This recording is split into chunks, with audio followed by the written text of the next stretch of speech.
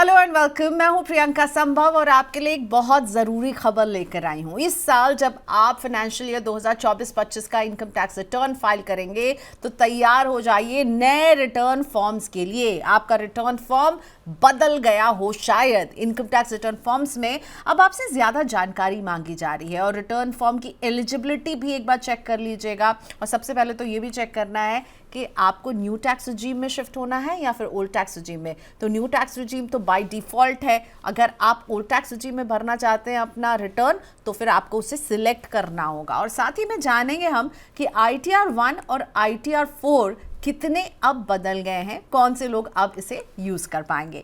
मेरे साथ जुड़ चुके हैं इस खास बातचीत में tax expert CA Vinod Rawal ji, और आज हम पूरा प्रोसेस इनसे समझने वाले हैं ताकि आप अपनी रिटर्न फाइलिंग में कोई गलती ना कर बैठे। और अभी समय बहुत है तो समझ जाइए कि आप किस फॉर्म के लिए एलिजिबल हैं। विनोद सर नमस्ते, स्वागत है आपका मनी 9 में। सबसे पहले सर जो हमें समझ में आ रहा है कि ITR 1 और ITR 4 में बदलाव किए गए हैं, तो जरा ये चेंजेस क्या हैं ITR 1 और ITR 4 के, ये सबसे पहले बता दीजिए। और किन लोगों को फिर अब इसे यूज करना है ये भी हम समझना चाहेंगे आपसे। मनी 9 के दर्शकों को मेरा नमस्कार। देखिए, मेरे ख्याल से तो ITR 1 जो और ITR 4 ये दोनों सहज और सुगम, और ज्यादा सहज और सुगम हो गए हैं। तो पहले जो है कैपिटल गेन अगर आपको होता था तो आप ये फॉर्मों का इस्तेमाल नहीं कर सकते थे, ना फॉर्म नंबर 1 और फॉर्म नंबर 4 का। लेकिन अब अगर आपके पास 1,25,000 रुपए तक का कैपिटल गेन है, मतलब आपने स्टॉक्स या म्यूचुअल फंड से कमाया है जो टैक्स फ्री होता है एक्चुअल में सेक्शन 112A में, तो अगर आपने कमाया है तो भी आपको यही फॉर्म भरने से आपका काम चल जाएगा। आपको ज्यादा डिटेल्ड फॉर्म भरने की जरूरत नहीं है। तो अब 1,25,000 रुपए तक अगर आपका कैपिटल गेन है तो आप अपना फॉर्म 1 या फॉर्म 4 जैसी भी आपकी एप्लीकेबिलिटी हो, आप उसका इस्तेमाल कर सकते हैं और बिल्कुल आप सहज हो जाएंगे इसके लिए कि आप सहज और सुगम फॉर्म का इस्तेमाल। तो बेसिकली विनोद सर इन दोनों फॉर्म का दायरा बढ़ा दिया है। पहले इसमें कैपिटल गेन्स इंक्लूडेड नहीं था। कैपिटल गेन होने पर आपको ITR 2 लेना पड़ता था। तो अब 1,25,000 तक का कैपिटल गेन है जो कि टैक्स फ्री। अगर वो हो रहा है तो आप ITR 1 और ITR 4 भी भर सकते हैं, राइट? बिल्कुल ठीक है, बिल्कुल ठीक कह रहे हैं आप। बिल्कुल आप इसमें इसका दायरा बढ़ाया गया है, उससे और सहज हो गया, उससे और लोग जो है इसका इस्तेमाल कर सकते हैं। जिनको कैपिटल गेन पहले 1 रुपया भी हो जाता था तो आपको फॉर्म चेंज करना पड़ता था और बहुत डिटेल देना पड़ता था, तो अब उसका जो है इसी में उसको मर्ज कर दिया गया। ओके, तो आपके सामने है कि कौन कौन भर सकते हैं ITR 1। और साथ ही में ये बताइए इन दो फॉर्म्स के अलावा किसी और फॉर्म में आपने कोई चेंज देखा है क्या? जी बिल्कुल बदलाव है। उसके अलावा एसेट्स एंड लायबिलिटीज का जो स्टेटमेंट देना होता था, वो पहले अगर आपकी आय 50 लाख रुपए तक होती थी तो आपको अपनी जो भी एसेट्स है आपके और जो आपकी लायबिलिटीज है आपको भरना होता था। तो अब उसका दायरा बढ़ा करके 1 करोड़ रुपए कर दिया है। तो शायद सरकार ये मानने लगी है कि बहुत इनकम बढ़ गई है तो अब उनको ज्यादा जरूरत नहीं है क्योंकि उनके पास डिटेल है। तो अब 1 करोड़ रुपए तक जो है आपको assets and liability statement fill करने की जरूरत, उससे कम है अगर है तो जरूरत नहीं है, उससे ज्यादा है तो आप भरिए। हालांकि मैं सलाह दूंगा कि आप अपनी ये जो एसेट्स एंड लायबिलिटी फिल कीजिए क्योंकि आपको आने वाले वक्त में ये बहुत काम आने वाली चीज है। आप अपनी एसेट्स को डिक्लेयर कीजिए, छुपाइए मत। ठीक है, तो शेड्यूल AL में जो अब तक लिमिट 50 लाख की होती थी उसे 1 करोड़ कर दिया गया है। ये जो चेंजेस आप देख रहे हैं इन फॉर्म्स में, इसके पीछे आप क्या देख रहे हैं, वजह आप क्या समझ रहे हैं? इससे टैक्स पेयर की परेशानी तो नहीं बढ़ेगी ना? नहीं, मेरा ख्याल है परेशानी कम होगी। सरकार जो है परेशानी को कम करने जा रही है, कोई बढ़ाने का काम नहीं। क्योंकि 50 लाख पर मैंडेटरी था एसेट्स लायबिलिटीज देना, 1 करोड़ कर दिया। आपके पास 1,25,000 रुपए तक आप थोड़ा बहुत शेयर्स म्यूचुअल फंड का काम करते हैं, आप उस पर भर दीजिए। आपको सहज से ले लिया उन्होंने, तो मेरे हिसाब से तो उन्होंने आपका काम आसान कर दिया है। क्योंकि सरकार ने अपना मोटो जो है नए इनकम टैक्स बिल के साथ दिया था, सिंप्लीफिकेशन। तो वो सिंप्लीफिकेशन जो है, दूसरी बात जो आपने शुरू में कही थी, मैं उसको यहां ऐड कर देता हूं कि अगर आप न्यू टैक्स रिजीम में रहना चाहते हैं तो आपका default new tax regime automatically इन्हीं फॉर्म्स में है। लेकिन अगर आप ओल्ड में जाना चाहते हैं तो आपको फॉर्म भरना होगा, आपको चूज करना होगा और उसकी आखिरी तारीख जो है वो 31 जुलाई रहती है। तो इस बात का ध्यान रखिएगा कि अगर आप ओल्ड टैक्स रिजीम में जाना चाहते हैं तो आप इन फॉर्म्स का तभी इस्तेमाल कर सकते हैं जब आप उसके अंदर रहें और उसका इस्तेमाल करें। और इसके अलावा एक और चीज बदलाव आया है कि अगर आपका टीडीएस कटा है तो अब आपको सेक्शन वाइज अपने टीडीएस को मैच करना होगा। अगर आपका इंटरेस्ट से कटा है तो आप उसको इंटरेस्ट में ही डालेंगे, तो आपको सेक्शन की मैचिंग करनी होगी। तो थोड़ा सा ये काम आपके लिए बढ़ेगा, लेकिन आपके लिए आसानी ये होगी कि आपको रिफंड मिलने में डिले नहीं होगा। आपका पहले से ही टीडीएस सब मैच है सेक्शन के हिसाब से, तो आपको मिल जाएगा, किसी तरह की कोई परेशानी नहीं होगी। विनोद सर, आप ये भी बता दीजिए कि जब अब टैक्स फॉर्म के लिए हम जब बैठेंगे सिलेक्ट करने के लिए कि कौन सा आईटीआर फॉर्म मेरे लिए सही है, तो उसमें क्या क्या ध्यान रखना है, किस आपको कैसे सिलेक्शन करना होगा, किस आधार पर आप सिलेक्ट करेंगे अपने लिए सही फॉर्म?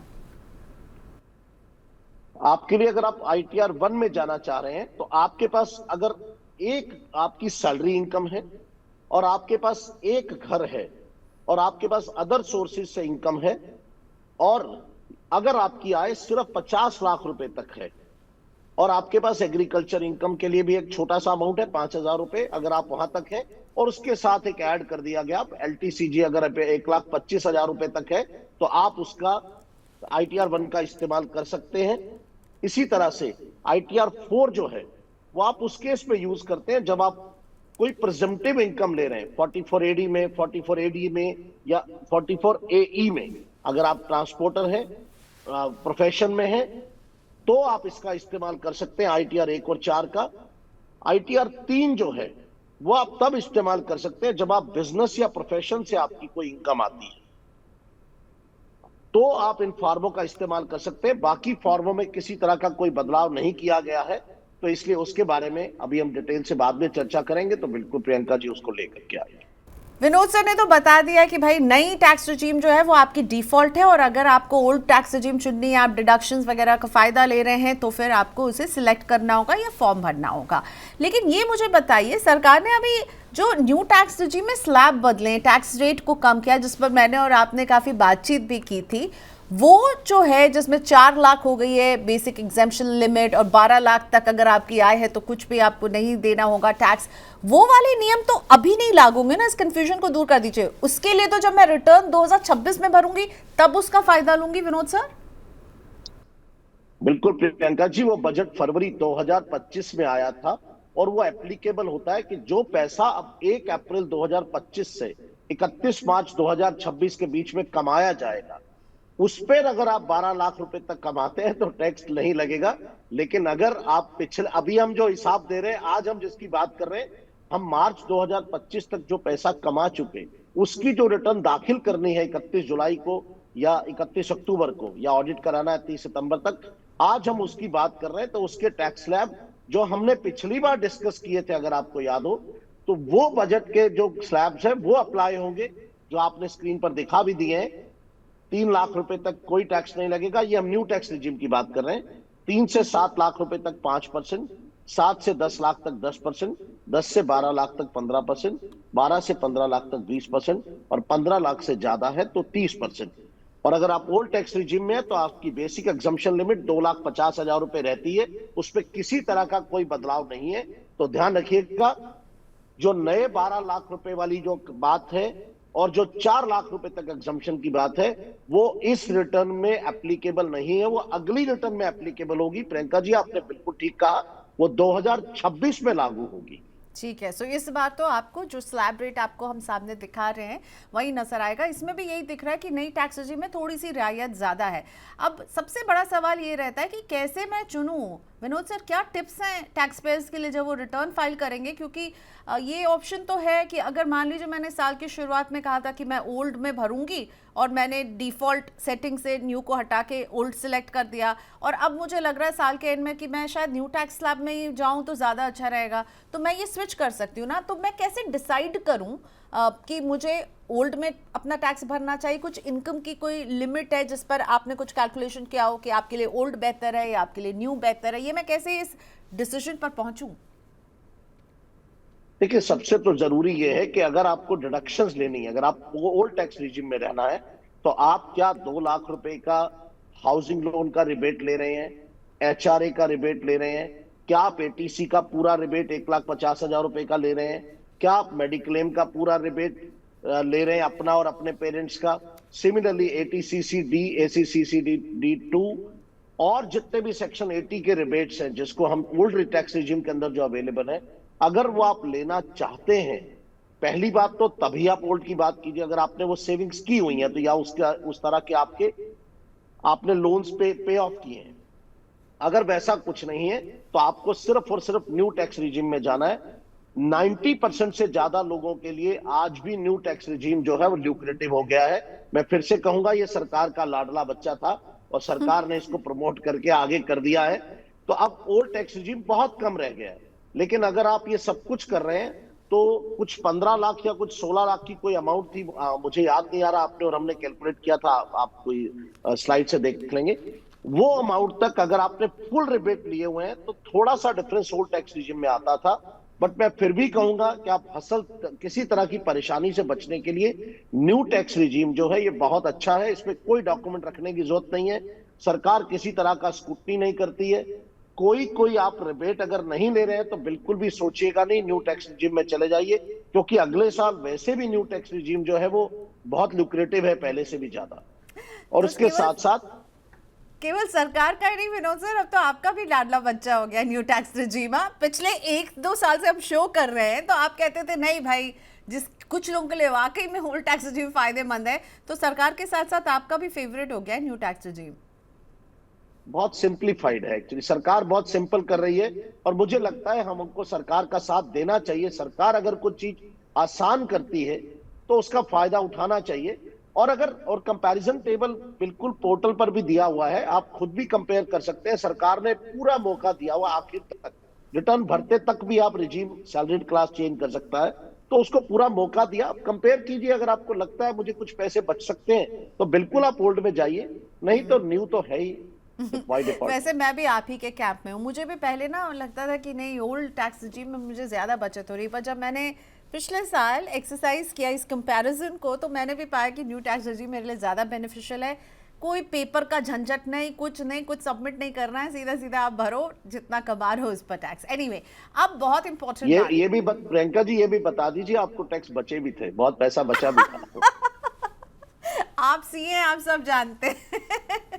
अच्छा विनोद सर, कैपिटल गेन्स की रिपोर्टिंग ये थोड़ा सा मुझे कॉम्प्लिकेटेड इसलिए लग रहा है और मैं चाहूंगी इसको थोड़ा क्लैरिफाई कीजिए। 23 जुलाई 2024 की तारीख का क्या चक्कर है? ये बड़ा इंपॉर्टेंट डेट हो जा रहा है कैपिटल गेन्स की रिपोर्टिंग में, तो जरा इसको क्लैरिफाई कर दीजिए। देखिए, सरकार ने 23 जुलाई 2024 को जब इंटरिम बजट दिया था अपना, उस टाइम पे कैपिटल गेन्स के रेट को चेंज करके 20% को 12.5% किया था।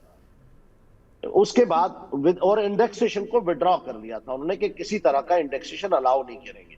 लेकिन बाद में सरकार ने जो है जब रिप्रेजेंटेशन आए तो उन्होंने इसको एक्सेप्ट कर लिया। उन्होंने कहा कि अगर आपको लगता है यहां पे भी ओल्ड टैक्स रिजीम और न्यू टैक्स रिजीम की तरह से 2 रिजीम बन गए कि अगर आप 23 जुलाई 2024 से पहले आपने क्या शेयर्स कोई बेचे हैं और आपको लगता है कि आपका कैपिटल गेन आप 12.5% पे कर सकते हैं, उससे फायदा होता है या 20% से होता है, तो आप वो चूज कर सकते हैं। तो अब सरकार ने इस फॉर्म के अंदर दोनों तरह के कॉलम दे दिए हैं कि आपका 23 जुलाई 24 से पहले आप कौन सा लेना चाह रहे हैं, 12.5% या 20%। आप कैलकुलेट कर लीजिए, जिसमें आपको फायदा होता है ले लीजिए। उसमें आपको तो कुछ करना नहीं है, इंडेक्सेशन सिस्टम से है। अगर आपने कुछ खरीदा है और आपको इंडेक्स करने के बाद आपको फायदा होता है तो ये ज्यादातर उन केसेस में होगा जहां प्रॉपर्टीज बहुत पुरानी है या इनहेरिटेड आई हुई हैं और इंडेक्सेशन के बाद आपकी वैल्यू उसकी जो है बढ़ के बहुत अच्छी हो गई है और अब जब आपने बेचा तो आपको जो है उसके अंदर कैपिटल गेन आया। लेकिन यहां भी अगर आप देखेंगे तो जो एक्सेप्टेबिलिटी है सोसाइटी के अंदर वो आज भी 12.5% की है, क्योंकि हम इस पे भी मैं कहूंगा अपने लाडले की तरह कि 12.5% अगर आप टैक्स दे करके आपका पैसा आपके इस्तेमाल हो सकता है तो बिल्कुल आप यूज कीजिए उसको। और लॉन्ग टर्म कैपिटल गेन के फायदे तो तब भी मिल ही रहे हैं आपको, सारे के सारे सेक्शन 54 आपको तब भी मिलता है, उसमें कोई सोचने की जरूरत नहीं। तो इसमें ज्यादा कॉम्प्लिकेटेड नहीं है, फॉर्म में चेंज किया। ओके, सो 80C HRA और होम लोन की छूट अगर कोई ले रहा है और उसे लग रहा है कि मुझे ओल्ड टैक्स रिजीम में ही जाने में ज़्यादा फ़ायदा है, तो उसे आप ज़्यादा डिस्क्लोजर देने के लिए तैयार रहना होगा, राइट? बिल्कुल बहुत डिटेल सरकार मांगने वाली है, क्योंकि आप देख रहे हैं कि सरकार भी एआई का इस्तेमाल कर रही है। अगर आपने कुछ टाइम पहले नोटिस किया तो सरकार ने अनाउंस किया है कि हम अपने इनकम टैक्स की स्क्रूटनी जो है, जो आपको ऑर्डर्स आते हैं, जो असेसमेंट्स आते हैं, वो एआई के थ्रू करेंगे। तो एआई से आपका बिहेवियर आर्टिफिशियल, एआई से मेरा मतलब आर्टिफिशियल इंटेलिजेंस से है। जैसे आप और हम यूज कर रहे हैं उसी तरह से सरकार ने भी आर्टिफिशियल इंटेलिजेंस लगा दिया है। तो आपका बिहेवियरल स्टडी, आपका अलाउएबिलिटी, सब कुछ जो है सिस्टम जनरेटेड है। तो आप ये मत सोचिएगा कि आप किसी तरह से पतली गली से निकल जाएंगे।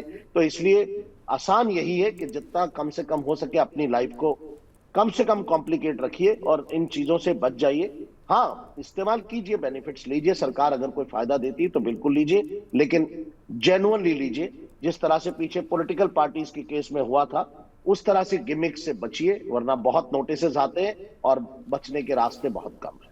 बेसिकली फेक बिल और ये सब जो है वो सबमिट करके इसका छूट लेने की कोशिश मत कीजिएगा। एक बहुत इंपॉर्टेंट पॉइंट ये भी है कि क्या अब मैं अगर ट्रैवल करूँगी, छुट्टियों पे जाऊंगी, होटल में रहूंगी, शॉपिंग करूंगी, तो क्या मेरे इन सारे खर्चों के बिल्स को बचाना ज़रूरी है, अच्छे से रखना ज़रूरी है? मुझसे क्या ये मांगे जा सकते हैं?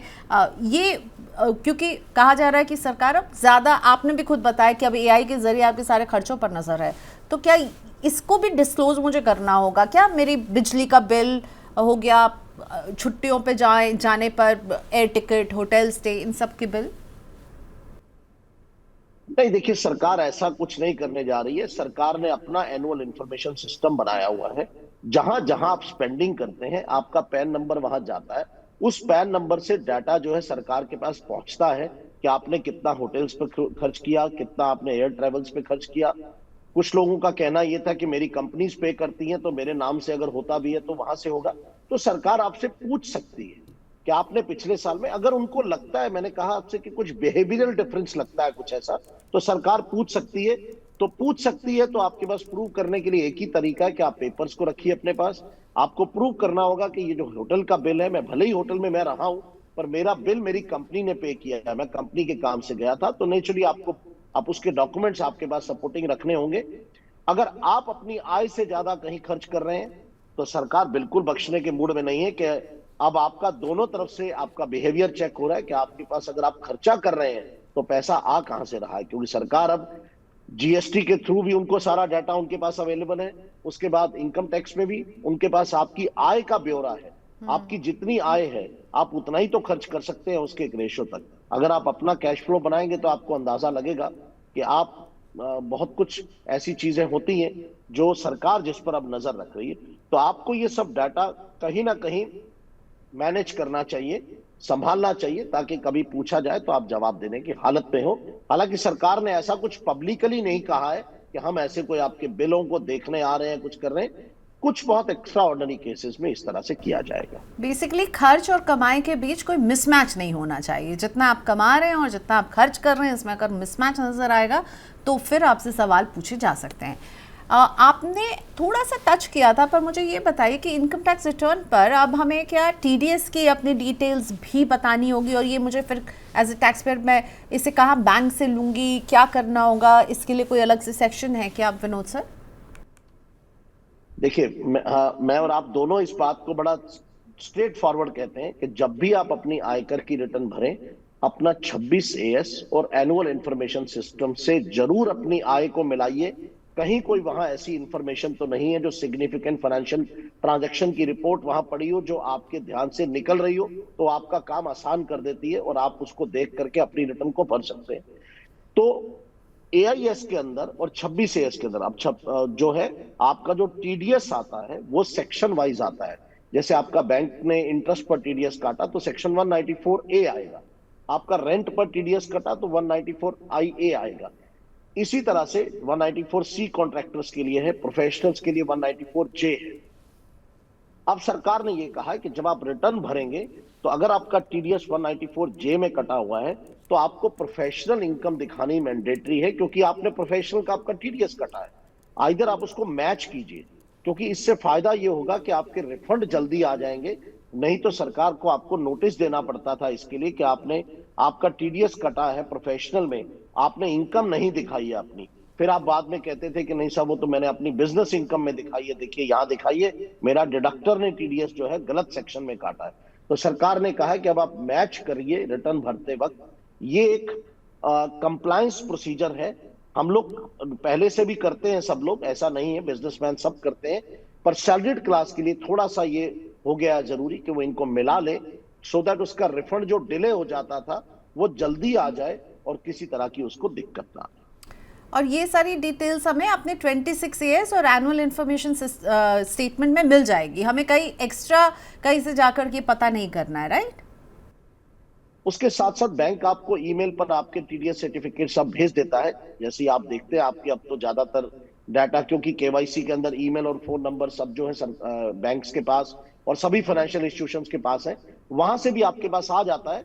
26 एएस से अपने टीडीएस सर्टिफिकेट्स को भी मिलाइए कि क्या आपके डिडक्टर ने जो आपको सर्टिफिकेट्स दिए हैं वो प्रॉपरली करेक्ट है नहीं है, क्योंकि वहां भी गलती हो सकती है। ह्यूमन एरर सब जगह पॉसिबल है। आपका पैसा है, आप उसके लिए जिम्मेवार हैं, आपको अपने पैसे को संभालना है, तो जरूर चेक कीजिए, कहीं अदरवाइज जाने की जरूरत नहीं है। आप 26 एएस और एआईएस से मिला सकते हैं। ओके, सो विनोद सर, आज की बातचीत को हम यहीं रैप अप करते हैं। रिटर्न भरने वालों के लिए आपका फाइनल मंत्र क्या होगा? मेरा फाइनल मंत्र यही होगा जी, बिल्कुल अपना टैक्स ईमानदारी से दीजिए। सरकार जो है आपके पैसे का बिल्कुल सही इस्तेमाल करती है, और करेक्टनेस, एक्यूरेसी से अपनी रिटर्न को फाइल कीजिए, बिल्कुल उसमें जल्दीबाजी और किसी तरह के गिमिक्स में मत पड़िए, किसी तरह का टैक्स बचाने के लिए किसी रास्ते में मत फंसिए, क्योंकि बहुत महंगा पड़ता है ये बाद में। आप देखेंगे बाद में आप लिटिगेशंस में जाएंगे, वो आपकी उस सेविंग से कहीं ज्यादा आपको नुकसान देता है। तो मेरे ख्याल से तो जितना हो सके अपनी लाइफ को कम से कम कॉम्प्लिकेशंस में रखिए, पहले ही बहुत है, और क्यों बढ़ाते हैं उसके साथ साथ। पैसे कमाइए, सरकार सिर्फ थोड़ा सा हिस्सा लेती, बाकी आप ही का है। All right, thank you so much Vinod sir. So Vinod sir की सारी बातचीत का जो मैं अगर एक सार निकालना चाहूँ वो ये है कि कमाई और खर्चों के बीच के मिसमैच पर सरकार की नज़र रहेगी, इसलिए कुछ भी छुपाना बेकार है। एआई के ज़रिए अब सरकार के पास सारी इन्फॉर्मेशन आपके खर्चों की, आपके इन्वेस्टमेंट्स की पहुँच रही है।